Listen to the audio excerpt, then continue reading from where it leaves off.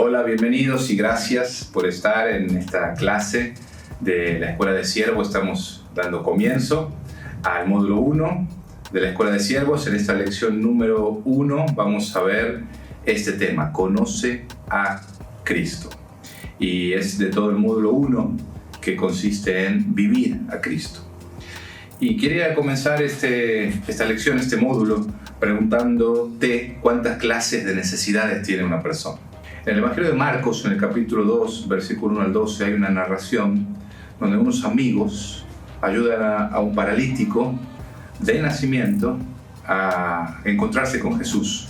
Ellos hacen un agujero en el techo porque Jesús estaba rodeado de gente y entonces meten a su amigo por el techo. Y le pregunta a Jesús a los que estaban ahí: ¿qué es más importante? Decir, ¿tus pecados te son perdonados o levántate y anda? Bueno, para mostrar que el Hijo del Hombre, Jesús, tiene poder, Él le dice al paralítico que se levante y ande, y el paralítico es sanado. Pero es muy interesante la pregunta de Jesús, porque ahí nos hace ver que por lo menos hay dos tipos de necesidades. Tenemos necesidades físicas y también tenemos necesidades espirituales. A veces no somos conscientes de eso, pero todos tenemos este tipo de necesidades. Por ejemplo, otra necesidad es lo que las personas expresan, ¿no? Tenemos necesidad de ser feliz. Y entonces buscan la felicidad las personas, o buscamos la felicidad en diferentes lugares, diferentes formas. Algunos buscan la felicidad adquiriendo posesiones, otros la buscan experimentando placer, u otros ganando prestigio y satisfacción personal. Todas estas cosas obviamente son temporales y pasajeras. El deseo de Dios es satisfacer la necesidad primordial del ser humano, la necesidad espiritual. Juan capítulo 10, versículo 10, Jesús dice: el ladrón no viene sino para hurtar y matar y destruir. Yo he venido para que tengan vida y para que la tengan en abundancia. Entonces, ¿qué es lo que quiere dar Cristo a las personas? Vida abundante. Vida abundante es la vida de Dios en nosotros. No es la vida de vamos a tener todo lo que nosotros queramos, sino es la vida que la persona anhela vivir, porque es la vida que el Creador ha diseñado para nosotros. Y ahora vamos a descubrir cómo tener esta vida.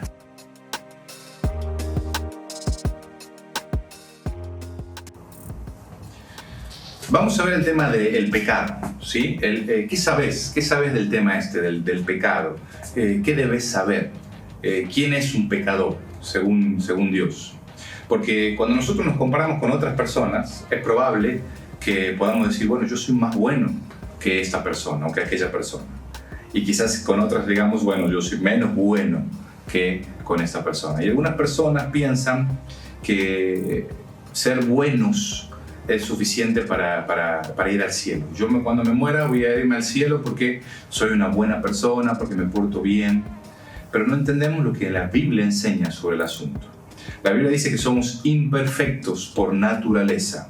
Es decir, nacemos bajo la condición porque fuimos engendrados por personas imperfectas. Dice Isaías capítulo 53, versículo 6, todos nosotros nos descarriamos como ovejas. Cada cual se apartó de su camino. Así que el pecado es más que engañar o que mentir o que tener conductas inmorales. Es hacer lo que yo quiero en vez de lo que Dios quiere. Esa es una definición muy sencilla de pecado. Pecado significa errar al blanco. Entonces hacer lo que yo quiero en lugar de lo que el Creador quiere que yo haga, en lugar de lo que el fabricante me diseñó para que yo haga. Es más, Santiago 4:17 dice que al que sabe hacer lo bueno y no lo hace, le es pecado. Así que no es solamente hacer cosas malas, sino también no hacer las buenas cosas que sé que tengo que hacer. Y en otro pasaje, en Santiago capítulo 2, versículo 10, el mismo Santiago nos dice que el que ofende en un punto la ley de Dios se hace culpable de todo, de toda la ley. Por eso en Romanos 3:23 hay una declaración muy fuerte: todos pecaron y están separados o destituidos de la gloria de Dios. Esta es la realidad de todos los seres humanos. Pensar en la persona más buena que se te ocurra, esa persona también está separada de Dios. Porque comparados con la santidad de Dios, siempre estamos en falta, siempre estamos por debajo. Y hay consecuencias, ¿no? Eso es lo que vamos a ver ahora a continuación.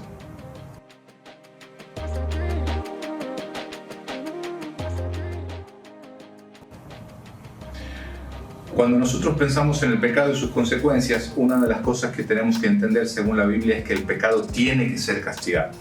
Hebreos capítulo 9, versículo 27 dice: y de la manera que está establecido para los hombres, que mueran una sola vez y después de esto el juicio. Esto dice Dios que está establecido para todos los hombres. Nadie puede escapar del juicio de Dios. No hay otra vida para mejorar. No hay reencarnación. Está establecido para los hombres que mueran una sola vez y después de esto el juicio.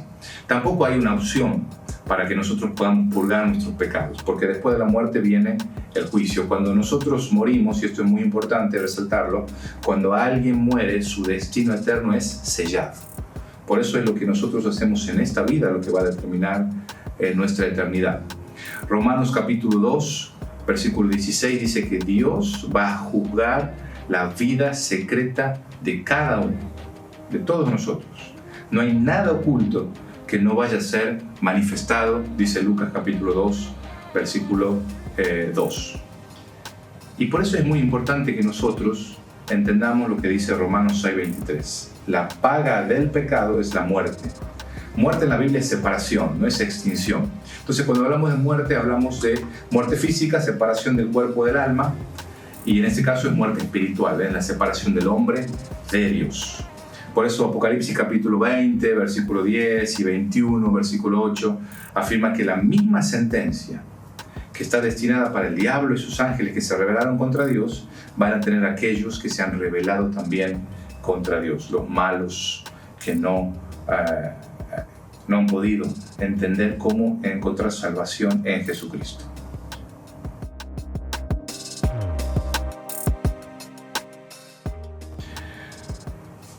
¿Qué podemos hacer para cambiar esta realidad?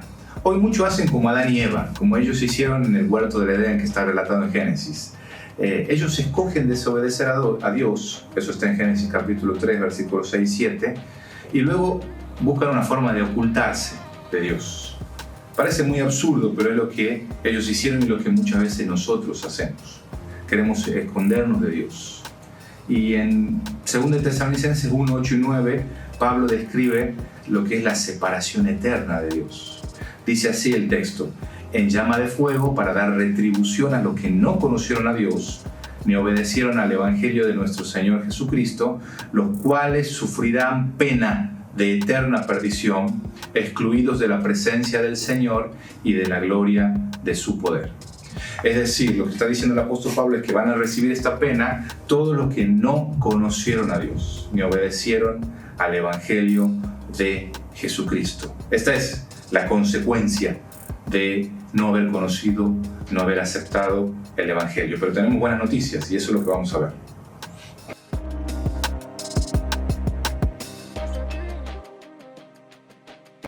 La solución es que Cristo efectuó el pago del pecado. Dios, en su gracia, y gracia es un regalo no merecido, así que Dios, dándonos un regalo que no merecemos, nos proveyó un plan maravilloso para cambiar ese estado desesperado del ser humano, separado de Dios y yendo a la condenación, pero el precio fue tremendo, fue altísimo. Según Romanos capítulo 5, versículo 8, dice que Dios demuestra su amor para con nosotros en que, siendo aún pecadores, Cristo murió por nosotros. Y el apóstol Pedro, en 1 Pedro 2:24, dice que Cristo llevó nuestros pecados en su cuerpo sobre la cruz. Así que si lo hacemos personal, Dios te ama y ama de tal manera que envió a su Hijo al mundo para pagar tu pena de muerte en el Calvario. Ese es el amor de Dios. Ese es el amor personal que tiene por cada uno de nosotros. Y Juan 5:24 dice que hay cosas maravillosas que Dios ofrece gratuitamente en Cristo. Número 1, nos ofrece vida eterna. Número 2, nos ofrece no ser condenados. Y número 3, nos ofrece pasar de muerte a vida. Todo esto gracias a la muerte de Jesús en la cruz. Claro que nada de eso hubiera tenido sentido si Jesús no hubiera resucitado al tercer día, como ocurrió. Él resucitó y entonces esto demuestra que Él es exactamente quien dijo ser. el Hijo de Dios, el Salvador de toda la humanidad. Primera de Timoteo capítulo 2, versículo 5, aclara que Jesucristo es el único mediador. Hay un solo Dios y un solo mediador. Así que no hay otros caminos. Él es el camino, la verdad y la vida. Él mismo dijo eso en Juan 14, 6. Y nadie va al Padre si no es por Él. No hay otro camino, es el camino. Así que vamos a hablar de algunos temas ahora relacionados con esta salvación que Dios ofrece en Jesús para que podamos entender muy bien de qué estamos hablando.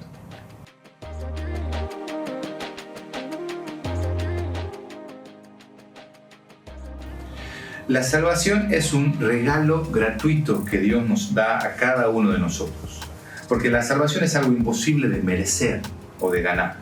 Y esta es la razón por la cual Dios nos la ofrece gratuitamente. Pero no nos confundamos. Que la salvación sea gratis no significa que sea barata. Es gratis para nosotros porque es impagable. Ninguno de nosotros podría pagar la salvación porque ninguno de nosotros tiene la perfección que tenía Jesús para morir como Él murió por nuestros pecados. Solo Dios puede darla. Efesios capítulo 2, versículo 8 y 9 dice: porque por gracia sois salvos, por medio de la fe. Y esto no es de ustedes, es un don de Dios, no por obras, para que nadie se gloríe. Para que nadie se gloríe significa que nadie puede estar en el cielo diciendo: yo estoy aquí porque me lo merezco. Nadie se merece eso. Es un regalo gratuito de Dios. Es por gracia, es un regalo no merecido. Y el medio es la fe. Quiere decir que si usamos una comparación, la comida sería la gracia y la cuchara con la cual nos llevamos esa comida a la boca es la fe. Por eso es que necesitamos la fe para apropiarnos de esa gracia de Dios. Así que el perdón de pecados, la vida eterna junto a Él, todo esto está al alcance de todos. Nadie queda excluido. Es un ofrecimiento universal para todas las personas en todos los tiempos. Así que nosotros podemos recibir o rechazar de manera voluntaria esta salvación que Dios nos ofrece en Jesús.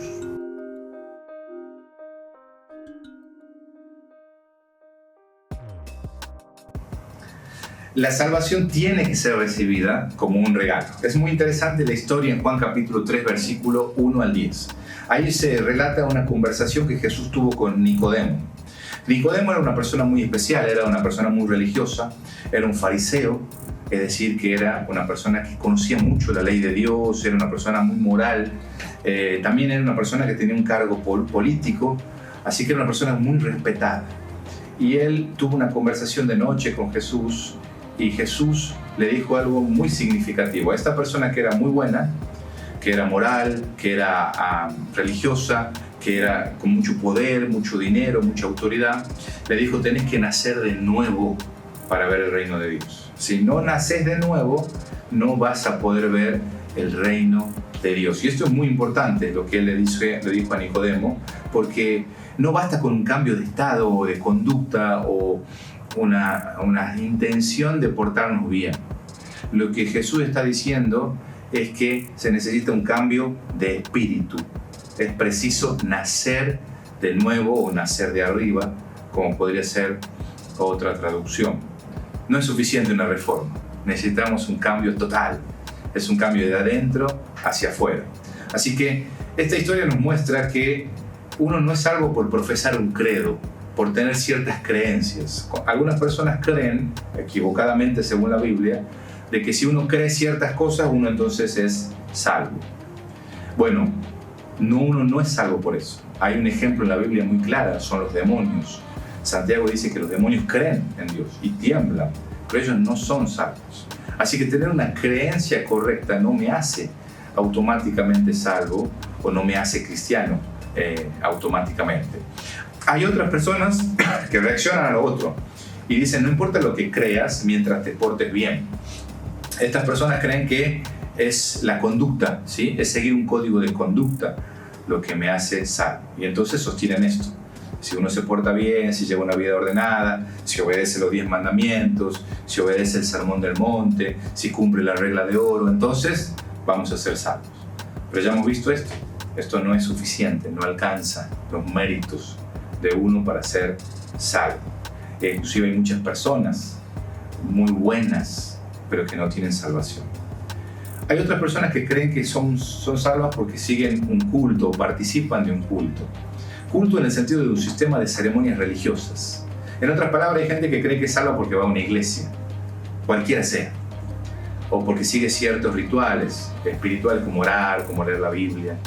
Pero lo cierto es que nada de esto me hace cristiano en sí. Yo podría hacer todas estas cosas y no ser salvo, en absoluto. Es más, aunque es raro, podría darse que exista una persona que tenga las creencias correctas, que tenga un código de conducta correcto e incluso que sea muy religiosa, que participe de un culto de manera regular y aún así no ser salvo en lo absoluto. Nosotros tenemos un ejemplo muy claro en la historia, alguien que se llamó Juan o John Wesley. Él era una persona sumamente religiosa, participaba de todas las reuniones. Él era una persona que tenía un código de conducta intachable, eran muy buenos, estaban llenos de buenas obras con su grupo de amigos, al cual ellos le llamaron el Club Santo, ayudaban a pobres, enseñaban en escuelas, y además eran personas que tenían una creencia muy, muy ortodoxa. Ellos creían en lo que decía la Biblia, los mandamientos, todo eso. Y aún a pesar de toda esta mezcla de cosas que él tenía, él reconoce en sus cartas que él no era salvo en absoluto. Y que si bien él tenía una fe de esclavos, ciertamente no tenía una fe de hijos. Así que él, Juan Wesley, en su propia biografía, cuenta lo frustrante que fue para él descubrir eso. ¿Sabe cuándo lo descubrió? Cuando él fue de Inglaterra a Estados Unidos a predicar el evangelio a los indígenas de ahí. Y él dijo: hice un descubrimiento ahí tremendo. Yo que iba a convertir a los indígenas, yo mismo no me había convertido nunca a Dios. Tener todo eso, pero no tener a Jesús en el corazón, es como tener un marco sin un cuadro. Es como tener un estuche sin la joya adentro, porque falta lo más importante, falta lo central. Así que necesitamos entender qué es lo central, qué es lo más importante, y eso es de lo que queremos hablar ahora.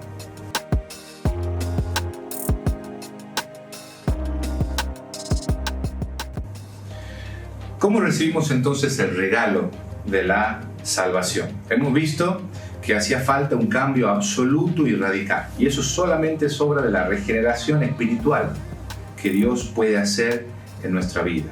Eso es algo que hace el Espíritu Santo cuando nosotros creemos en Jesús como nuestro único y suficiente Salvador. Hay muchos pasajes que hablan de esto y ustedes lo pueden buscar ahí en la Biblia. Por ejemplo, Juan capítulo 1, versículos 12 y 13, que dice que a los que recibieron a Jesús, Dios les dio el derecho de ser hijos de Dios. En el capítulo 3 también 5 a 8, como vimos, nacer de nuevo. Efesios capítulo 2, versículo 1 al 6. Luego en el capítulo 5, versículo 26. Primera de Pedro capítulo 1, versículo 22 y 23. Entonces, si una persona no ha recibido a Jesús como su único y suficiente Salvador, es un cadáver espiritual. Está muerto en los delitos y pecados, según Efesios capítulo 2, versículo 1 al 3. Y entonces, ¿en qué consiste el Evangelio, la buena noticia?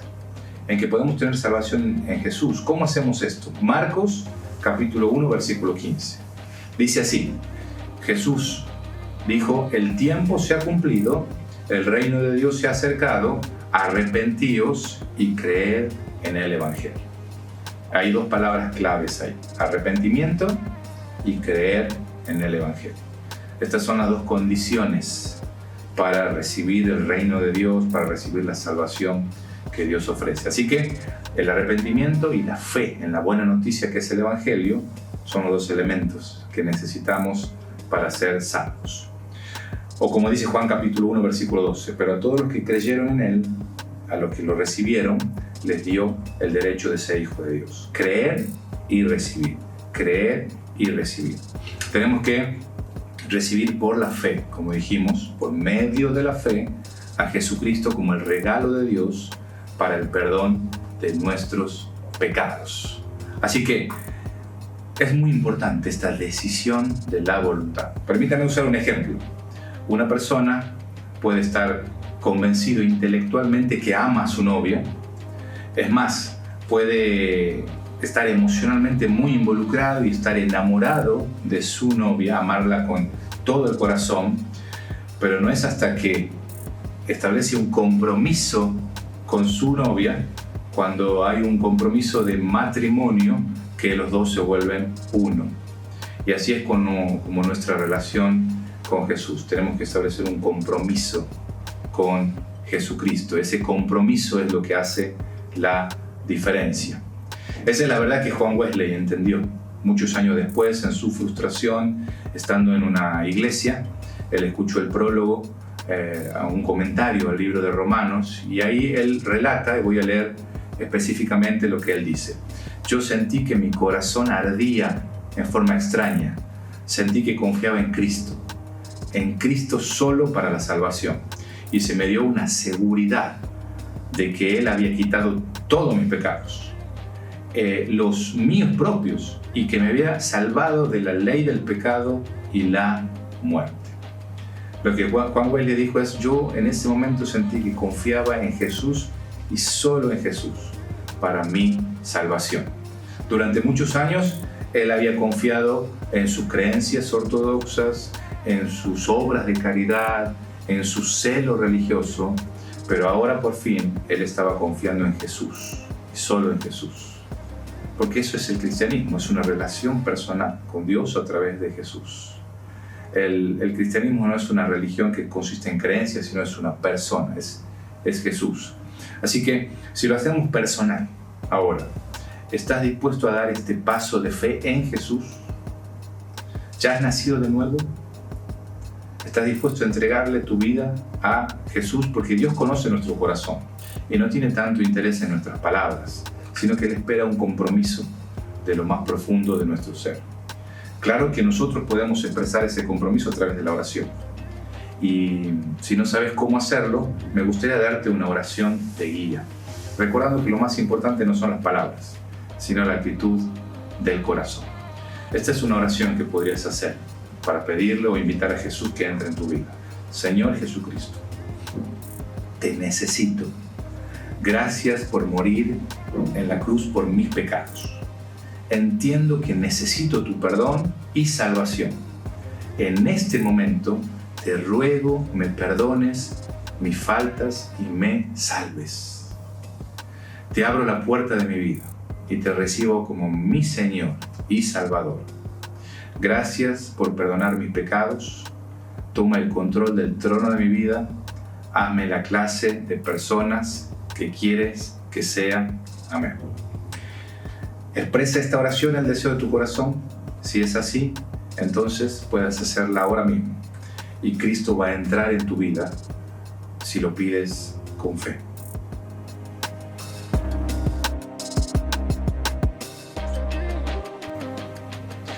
Si sinceramente le has pedido a Jesús que entre en tu vida y has tomado ese compromiso de aceptarlo como tu único y suficiente Salvador y poner tu confianza solo en Él y en nadie más, entonces hay cosas maravillosas, hay beneficios maravillosos que ocurren en nuestra vida cuando nosotros hacemos eso. Por ejemplo, uno de los beneficios que uno recibe gratuitamente, porque no se lo puede ganar a esto, sino son regalos de Dios, es que Cristo perdona nuestros pecados. Efesios capítulo 1, versículo 7, dice que hemos sido perdonados, que Cristo nos perdonó todos los pecados, todos, no algunos, no los menos graves, sino todos nuestros pecados. Así que esto es una gran verdad, que vos y yo, que usted y yo podemos entender y aceptar de Dios. En segundo lugar, Cristo nos hace hijos de Dios.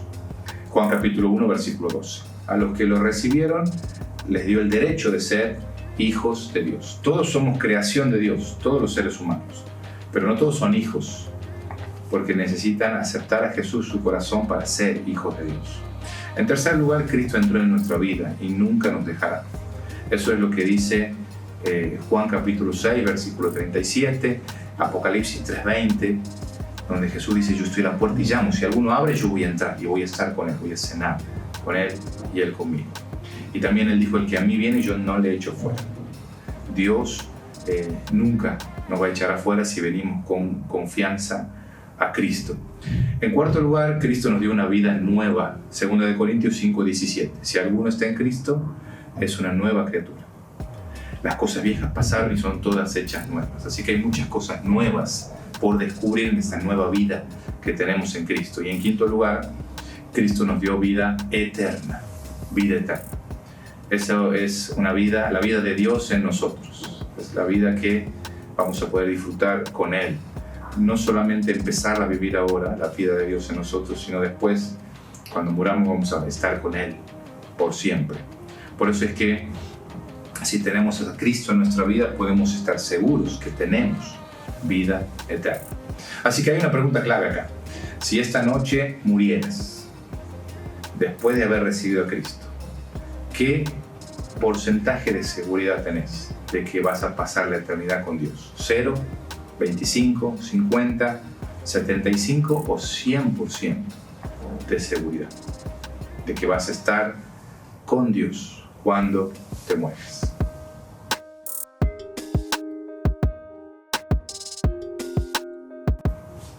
En conclusión, conocer a Jesucristo es la relación más emocionante que nosotros podemos tener. Es el comienzo de una vida de aventura con un Dios que es todo amor, que es todopoderoso. Así que si le has pedido sinceramente a Cristo que entre a tu vida, puedes estar seguro que Él lo ha hecho y que tu salvación está asegurada. Como resultado de la muerte de Cristo en la cruz, cuando aceptamos la gracia de Dios por medio de la fe, somos completamente perdonados y aceptados por Él. Y hay muchísimas cosas emocionantes que descubrir. Y eso es lo que nosotros vamos a estar viendo, Dios mediante, en las próximas lecciones. Gracias por haber estado en esta lección y por haber llegado hasta el final. Si querés continuar con la siguiente lección, puedes hacer clic aquí. Y si querés otro tipo de contenido y más información, también puedes hacer clic aquí. Así que muchas gracias y que Dios te bendiga.